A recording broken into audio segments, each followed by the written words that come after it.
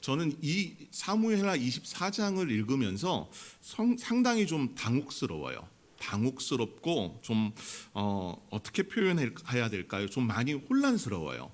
왜 혼란스럽냐? 이 24장이 없었더라면 얼마나 좋았을까라는 생각을 가져요. 왜 그러냐 하면은 이 앞에 나오는 내용이 다윗의 마지막 말, 23장이 다윗의 마지막 말, 그리고 22장이 여호와 하나님의 그 구원을 이야기할 때 원수들과 사울의 손에서 구원을 받는 것을 찬송하는 시편 18편이 사무엘하 22장에 들어가 있기 때문에 이 마침이 마치 우리가 동화 가운데 신데렐라라던가 또 뭐 콩쥐팥쥐 그런 이야기들 속에 마지막 결말이 해피엔딩으로 끝나듯 다윗의 이야기도 24장 없이 23장에서 끝났다면은 얼마나 좋았을까라는 생각을 갖습니다. 그런데 오늘 이 24장은 조금 특이합니다. 어떤 점이 특이하냐? 여러분들 중에서 성경을 이 24장을 읽으면서 혹시 역대상 21장 본문과 같이 읽어보신 분들 계세요? 이 본문을 읽다 보면은 혼란스러워요. 상당히 혼란스럽습니다. 몇 가지가 그래요. 첫 번째는 오늘 이 24장 1절에 그 시작되는 부분의 내용을 보면은 여호와께서 다시 이스라엘을 향하여 진노하사라는 것으로 이 사무엘하 24장은 그렇게 시작을 합니다. 누가 진노하셨다고요? 여호와 하나님께서 이 이스라엘을 향해서 진노했다라고 기록을 하고 있는데 역대상 21장에 가게 되면은 여호와 하나님이 아니라 어떻게 이야기하느냐? 사탄이 일어나 이스라엘을 대적하고라는 것으로 사탄이 그 일을 했다는 겁니다. 또 있어요. 뭐냐 하면은 이 24장의 내용을 읽다가 보면은 여기 이제 9절 말씀에 요압이 인구조사를 다윗에 의해서 인구조사를 할 때 인구조사를 약 9개월의 시간 동안 시계 반대 방향으로 쭉 해서 이스라엘을 단에서부터 브엘세바까지 이 인구조사를 합니다. 그리고 돌아와서 계수한 것을 이야기하는데 9절 말씀 우리 사무엘하 24장 9절 말씀을 보면 요압이 백성의 수를 왕께 보고하니 곧 이스라엘에서 칼을 빼는 담대한 자가 80만 명이요 유다 사람은 50만 명이었더라라고 이렇게 기록을 하고 있어요. 그런데 역대상 21장에 가게 되면은 역대상 21장에선 이렇게 말합니다. 이스라엘 중에 칼을 뺄 만한 자가 110만 명이요 유다 중에 칼을 뺄 만한 자가 47만 명이라라고 하면서 내용이 어때요? 인구조사를 했는데 사무엘하의 내용과 역대상의 내용이 다릅니다. 또 다른 것이 있어요. 어떤 게 있느냐? 여러분들 오늘 이 본문인 24장 13절 말씀을 보세요. 갓 선지자가 다윗에게 세 가지 재앙 중에 하나를 선택하라고 합니다. 왕의 땅에 7년 기근이 있을 것이니까 혹 왕이 왕의 원수에게 쫓겨 석 달 동안 그들 앞에서 도망하실 것이니까 혹 왕의 땅에 사흘 동안 전염병이 있을 것이니까 이렇게 분명히 기록을 하고 있어요. 기근이 몇 년? 7년.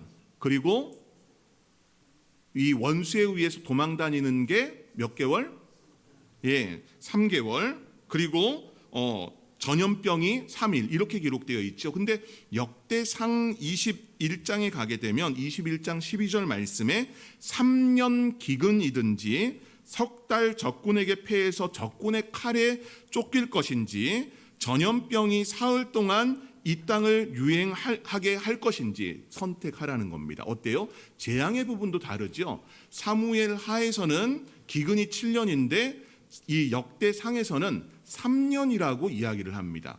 이런 부분들 때문에 좀 헷갈림의 부분이 있어요. 또한 오늘 우리가 읽은 본문을 보게 되면은 24장 24절에 왕이 아라우나에게 이르되 그렇지 아니하니다라고 하면서 그 값을 이야기합니다. 그래서 다윗이 은 50세겔로 타작마당과 소를 샀다라고 기록을 하고 있는데 역대상 21장에서는 금 600세겔을 주고 샀다라고 이야기를 해요. 그냥 내용이 좀 다르죠. 이런 부분들 때문에 상당히 혼란이 옵니다. 좀 당혹스러워요. 성경이 어떻게 이렇게 다를 수가 있을까? 물론 이 사무엘 상하의 기록은 이 역대 상하의 기록과 기록의 연대로 본다면 한 600년 정도 차이 나요. 이 구약 성경에서 제일 마지막 쓰여지는 성경이 역대기거든요. 우리가 이제 이 사무엘 상하로 나눠져서 보지만은 원래 구약 성경은 상하로 나눠져 있지 않아요. 그냥 사무엘서, 역대기, 또 열왕기 이렇게 한 권의 책인데 이 70인역으로 바뀌면서 이 두 권으로 상하로 분리가 되었거든요. 이런 부분에서 보면은 조금 당혹스러워요. 어떻게 이 역대기의 말씀과 또 사무엘 내용이 이렇게 좀 다를 수 있을까라는 생각을 가져요. 근데 이런 마음을 가져보시면 돼요. 뭐냐 하면은 어떤 관점을 가지고 이야기를 하고 있는가. 역대기 같은 경우는요, 흘러온 600년의 그 세월 뒤에 이 사무엘서에 나오는 내용들을 정리를 해서 역대기에 기록한 것이고, 사무엘서 같은 경우는 하나님이 왕이심을 인정을 하면서 그 왕 중심된 하나님의 통치를 중심으로 해서 이 사무엘 상하가 이렇게 내용이 이어가고 있는 것입니다. 자, 그러면 오늘 그런 부분에서 우리가 좀 말씀을 본다면은 여러분 다양한 내용들로 오늘 이야기를 할 수 있을 겁니다. 그런데 저는 오늘 여러분들에게 오늘 이 본문을 통해서 이야기하고자 하는 것은 여러분의 예배입니다. 여러분의 예배는 어떠냐는 겁니다. 이 이야기를 왜 하냐? 여러분 앞서서 이야기했듯 사무엘서 같은 경우는 상하로 나누어져 있지만 원래는 한 권이라고 말씀을 드렸죠. 오늘 새벽에 새벽기도 드리신 분에게 제가 이 이야기를 했습니다. 오늘 새벽에는 이 사무엘하 22장을 통해서 설교를 하면서 하나님이 어떤 분인지 다윗이 노래를 통해 고백하는 것을 말씀을 드렸는데, 그 이야기를 하면서 사무엘서 같은 경우는 이 사무엘 상 2장에 나오는 한나의 기도, 이 한나의 기도와 이 사무엘하 마지막 내용의 다윗의 하나님을 찬송하는 찬송이 이 겹쳐 있다라는 겁니다. 기름 부음 받은 자를 향한 한나의 기도와 또 기름 부음을 받고 그 다음 후손을 향한 다윗의 심정이 이 본문 안에 담겨 있거든요. 이것을 뭐라고 이야기하냐 하면 신학적 용어로 수미상관관계라고 이야기를 합니다. 수미상관관계라는 것은 책의 앞 내용과 마지막 내용이 연결되어 있다는 겁니다. 이 연결을 통해 제가 이 찬양을 가지고 이야기했었는데, 좀 더 정확하게 보려면은 예배입니다. 한나의 예배와 다윗의 예배가 맞물려 있는 겁니다. 이 예배가 맞물려 있을 때 한나는 이 엘가나와 함께 실로에 와서 이 제사를 드리게 됩니다.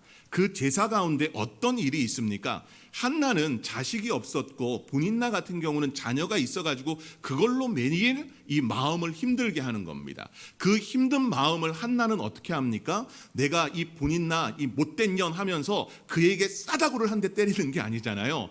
어떻게 합니까? 이 하나님 앞에 나갑니다. 하나님 앞에 나가서 읊조림 가운데 그 마음과 심정을 하나님께 통하고 있습니다. 예배의 그 자리 가운데 한나의 마음은 정말 전심의 마음을 가지고 이 문제를 해결해 달라라고 하는 그 마음을 가지고 예배를 드리고 있습니다. 다윗의 심정을 한번 생각해 보십시오. 여러분, 다윗은 지금 어떤 고비 안에 있습니까? 24장의 내용을 보게 되면은 이 다윗이 선택한 것은 세 가지 재앙 가운데서 3일 동안 있을 전염병을 선택을 합니다.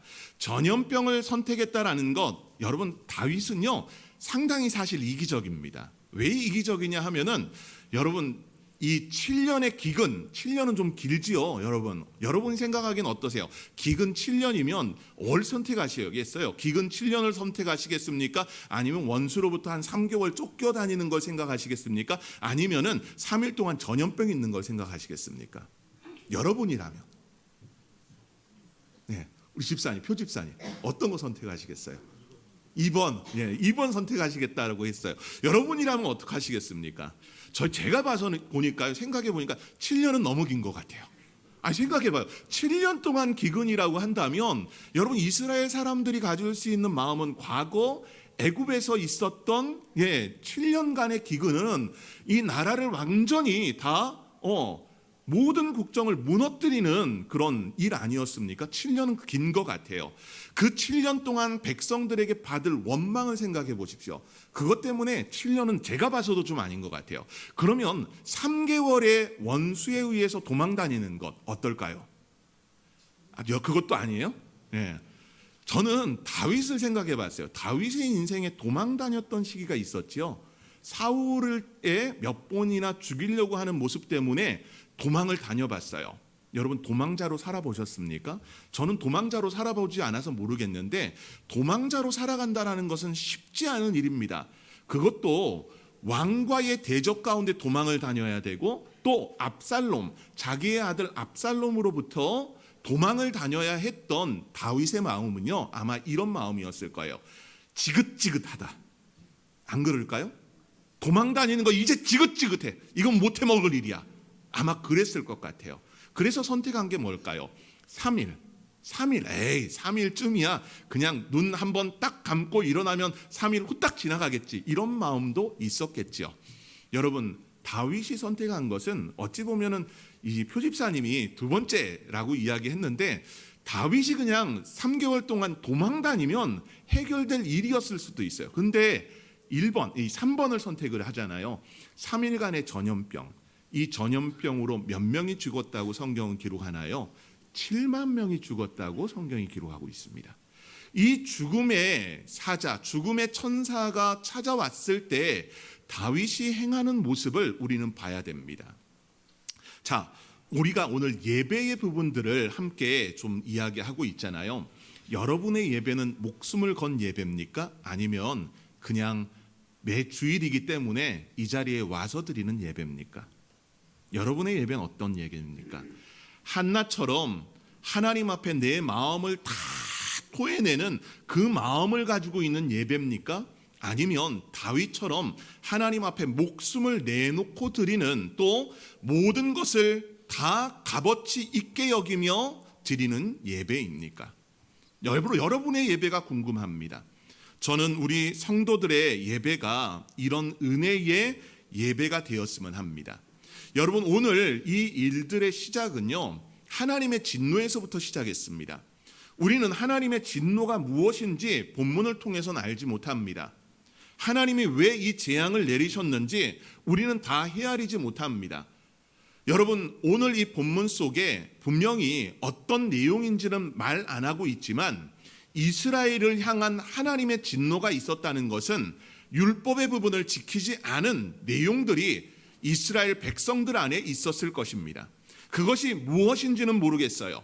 마치 사사의 시대 가운데서 이 사사기를 살았던 이스라엘 백성들이 하나님과의 관계가 소원해지면서 우상을 숭배하고, 또 하나님이 진노하심 가운데서 그들이 고통을 당하고, 그 고통 속에서 하나님 앞에 부르짖었을 때 하나님께서 사사를 보내셔서 이스라엘을 구원해 주시고, 구원의 역사 속에서 평강을 누려가지만 사사가 죽으면 다시 하나님과 관계가 소원해지고 멀어졌던 것처럼 그들 안에는 하나님과의 관계가 점점 멀어지는 무언가가 분명히 있었을 것입니다.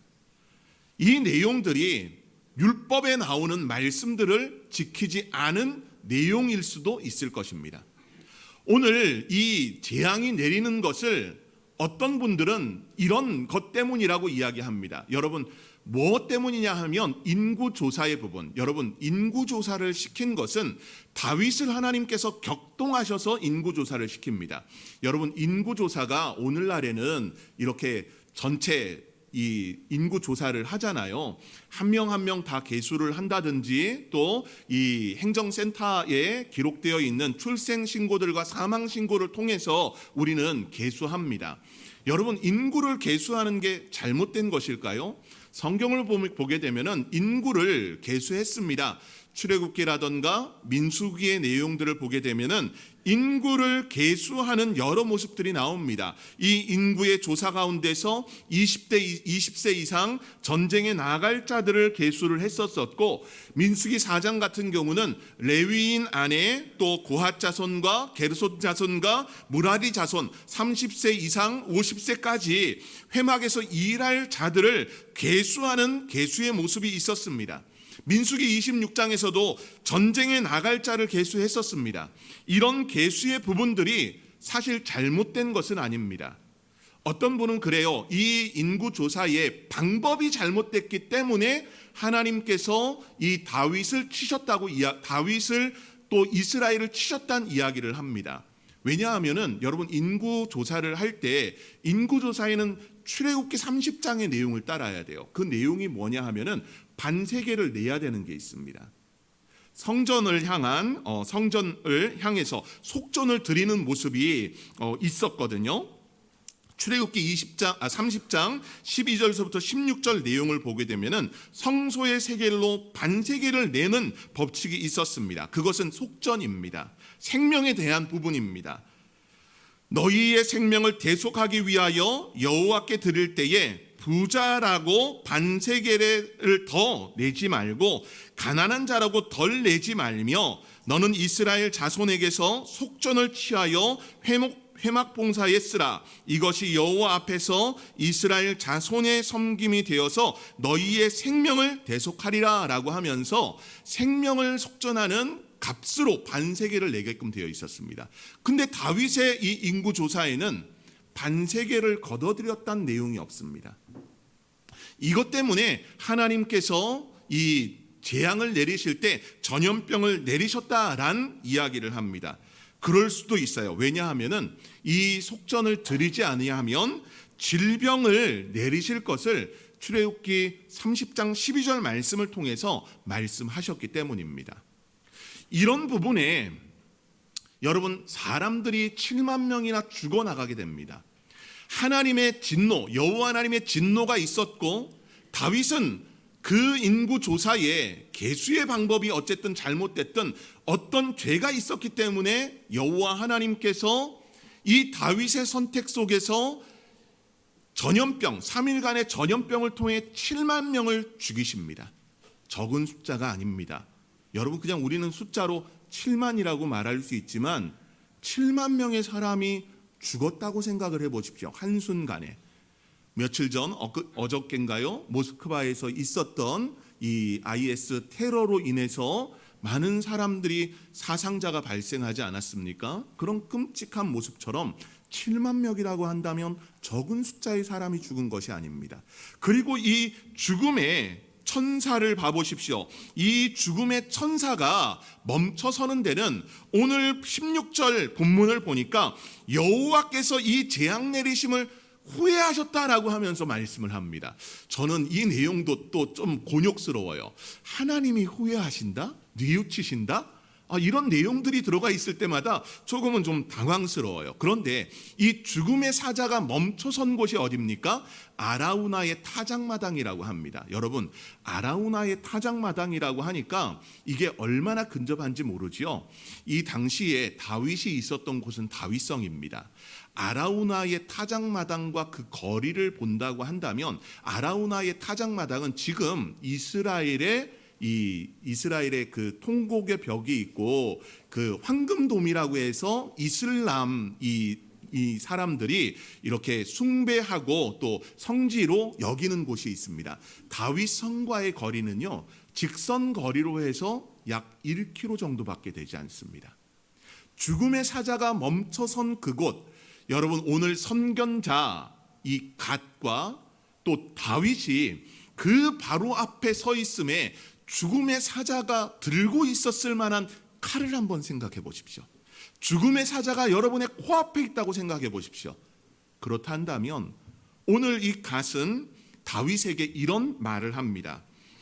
여부스 사람 아라우나의 타작마당에서 여호와를 위하여 제단을 쌓으소서라고 말합니다.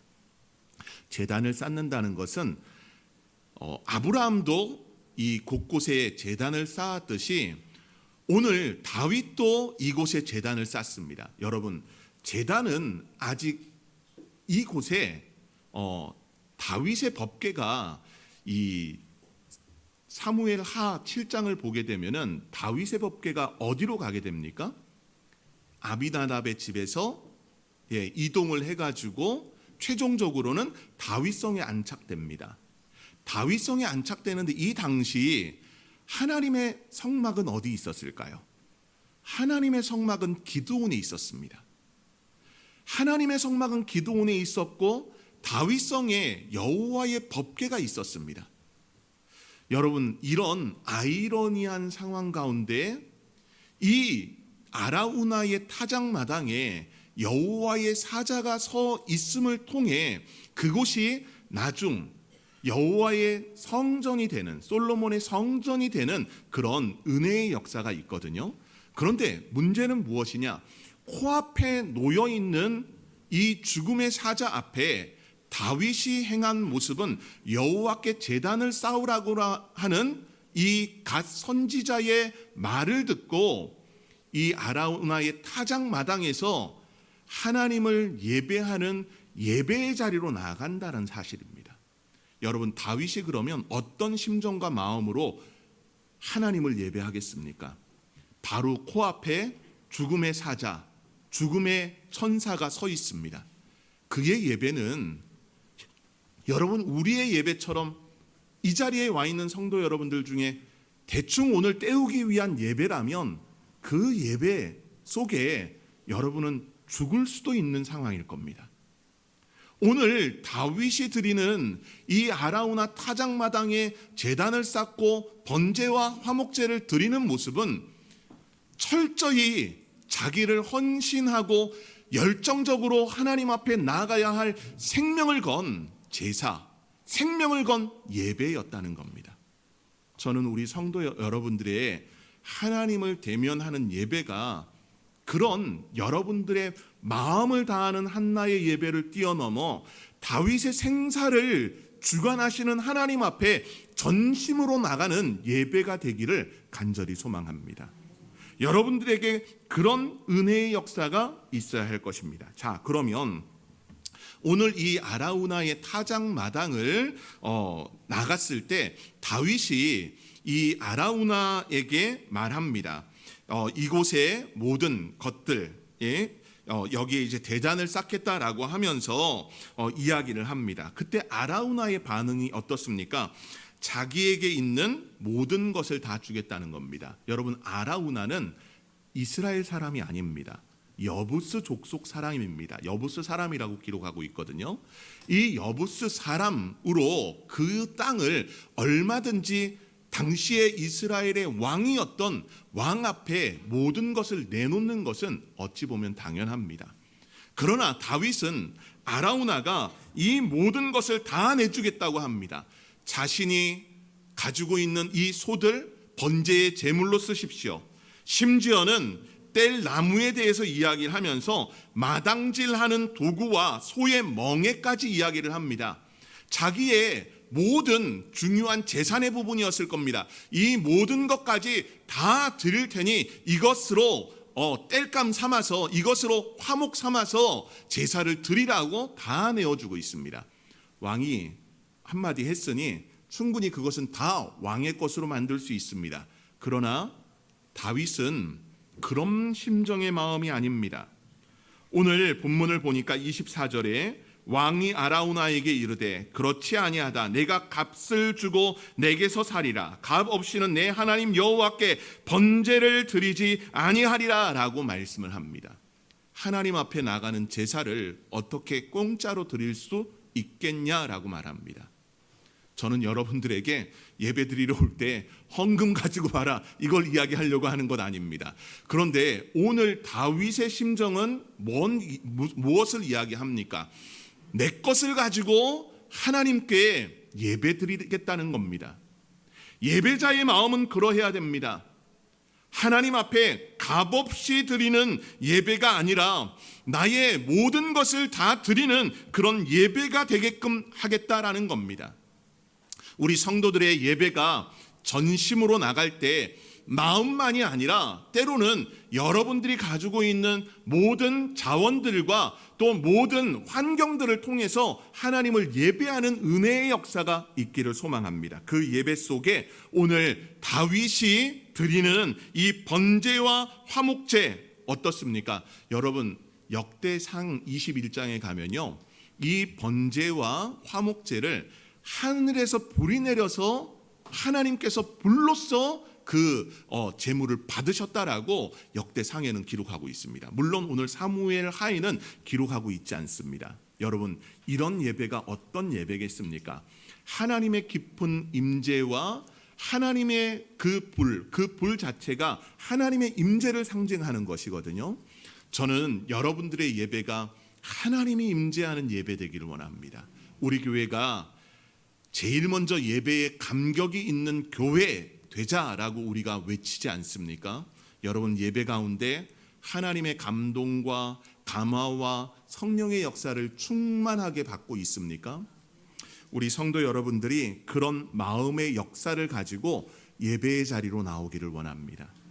우리의 예배가요, 이 코로나 3년의 그 시간을 겪으면서 참 예배의 영적 지형들이 많이 바뀌었습니다. 여러분들 중에서 오늘도 이 유튜브를 통해서 예배 드리는 분들 계실 겁니다. 그걸 이제 탓하지는 않겠습니다. 그러나 예배의 자리로 충분히 나올 수 있는데도 우리가 예배의 자리로 나오지 않는다면은 그것은 분명 내가 전심을 향해 하나님을 예배하는 것이 아닐 것입니다. 여러분 예배의 자리로 나올 때 헌금의 부분, 그것은 여러분 많은 양을 드리는 것을 요구하지 않습니다. 하나님 앞에 나올 때는 예물을 드리는 것이 구약 성경과 신약의 시대에 성전에 나갔었던 자들의 본분의 모습이었습니다. 심지어 그 예물 드림에 여러분 2렙돈을 드렸던 과부의 이야기를 잘 알 것입니다. 예수님께서 그 수전함 앞에 앉아 계시다면서 많은 사람들이 예물을 드리는 것을 봤습니다. 여러분 사람은 많은 것을 드리는 사람들을 향해 대단한 사람이라고 생각합니다. 그러나 그게 아니에요. 뭡니까? 하나님을 향해 전심의 마음을 가지고 예물을 드리는가라는 겁니다. 우리 성도 여러분들에게 그런 마음의 은혜가 여러분들 안에 있기를 소망합니다. 그 역사 속에 그러면 오늘 본문은 무엇을 통해 마무리를 합니까? 25절 말씀 보니까요, 이 번제와 화목제를 드렸더니 이에 여호와께서 그 땅을 위하여 기도를 들으심에 이스라엘에게 내리신 재앙이 그쳤더라 라고 말씀합니다. 뭐가 그쳤다고요? 재앙이 그쳤다는 겁니다. 여러분 왜 예배가 중요한지 아시겠습니까? 예배를 통해서 하나님은 회복의 역사를 더하십니다. 예배를 통해 회복의 역사를 더하실 때 여러분 설교자를 통해 말하는 것이 아니라 하나님이 여러분이 드리는 그 예배 속에 여러 환경과 어려움들을 극복할 수 있도록 반전의 은혜를 더해 주신다는 사실입니다. 여러분 한나의 예배 가운데 어땠습니까? 그 한나의 예배 속에 하나님은 그 한나의 기도를 들으시고 한나의 인생을 바꾸심 안에 사무엘을 또 그에게 자녀들을 더해 주셨습니다. 예배 드림에 진정한 마음 전심으로 나가니까 주님을 만나는 겁니다.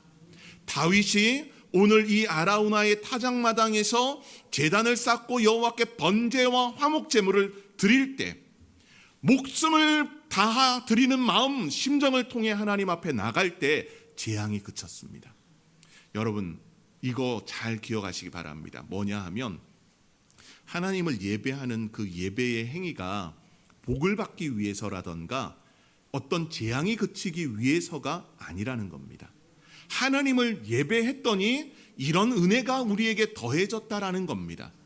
우리가 그걸 잘 기억하며 하나님을 향한 전심의 예배자로 거듭나는 은혜가 성도 여러분들 안에 있기를 소망합니다. 예배의 자리마다 주님을 사랑하는 마음으로 여러분들의 마음을 드리고 여러분의 전적인 헌신을 드리며 온 힘과 정성을 다해 드리는 그런 영과 진리의 예배되는 은혜가 성도 여러분들의 예배가 되기를 원합니다. 사도 바울이 로마서 12장을 통해서 그런 고백하지 않습니까? 우리가 어떻게 예배드린다고요? 영과 진리의 예배로 하나님을 기쁘게 하는 은혜가 온 성도 여러분들에게 있기를 간절히 소망합니다.